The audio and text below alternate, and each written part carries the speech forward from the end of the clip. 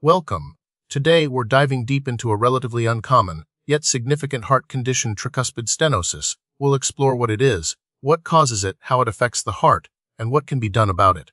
Join us as we unravel the complexities of this valve disorder. Tricuspid stenosis, in most cases, stems from a history of rheumatic fever. This inflammatory condition, triggered by a strep throat infection, can damage the tricuspid valve over time. Less frequently, tricuspid stenosis can be congenital, meaning a person is born with a malformed tricuspid valve. Other rarer causes include carcinoid syndrome, which is associated with tumors that secrete certain substances, and, in very rare instances, certain medications or even endocarditis, an infection of the heart's inner lining.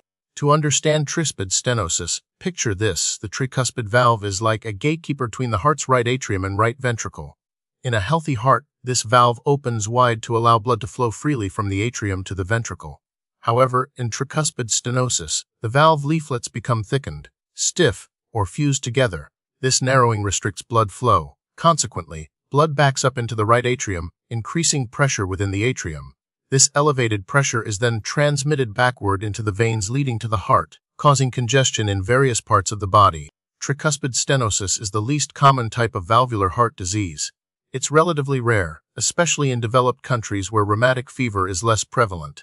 However, it can occur in individuals who have a history of rheumatic fever, particularly those who haven't received adequate treatment for strep throat infections. While specific epidemiological data can vary, it's generally understood to be much less common than mitral or aortic valve diseases. The symptoms of tricuspid stenosis can vary depending on the severity of the narrowing. Mild cases might produce no symptoms at all. As the stenosis worsens, individuals may experience fatigue, shortness of breath, especially with exertion, swelling in the abdomen, ankles, and feet, a condition called edema, a fluttering sensation in the neck due to elevated venous pressure, and discomfort in the upper right abdomen due to liver enlargement. Some people may also notice a bluish tint to the skin, particularly around the lips and fingertips, due to reduced oxygen in the blood. Diagnosing tricuspid stenosis involves a comprehensive evaluation.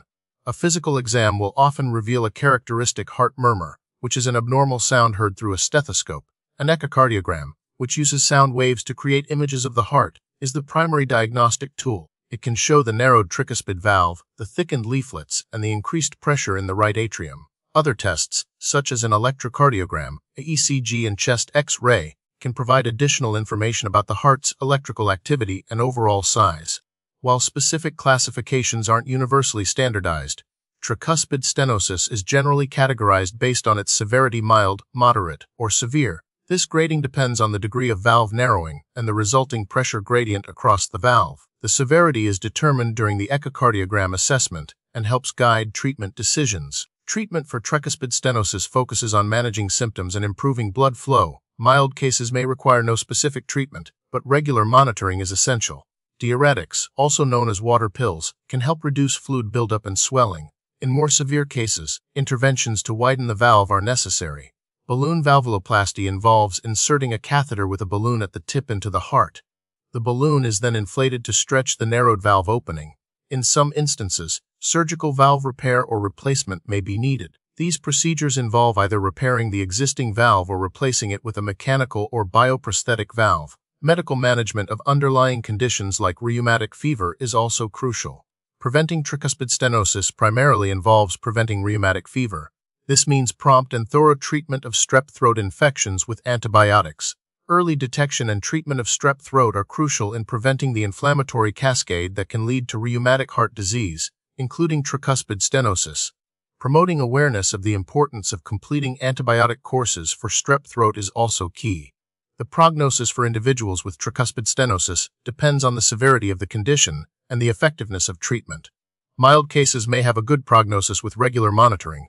More severe cases, if left untreated, can lead to significant complications such as heart failure, liver dysfunction, and arrhythmias. With appropriate treatment, including valvuloplasty or valve surgery, many individuals can experience significant improvement in their symptoms and quality of life.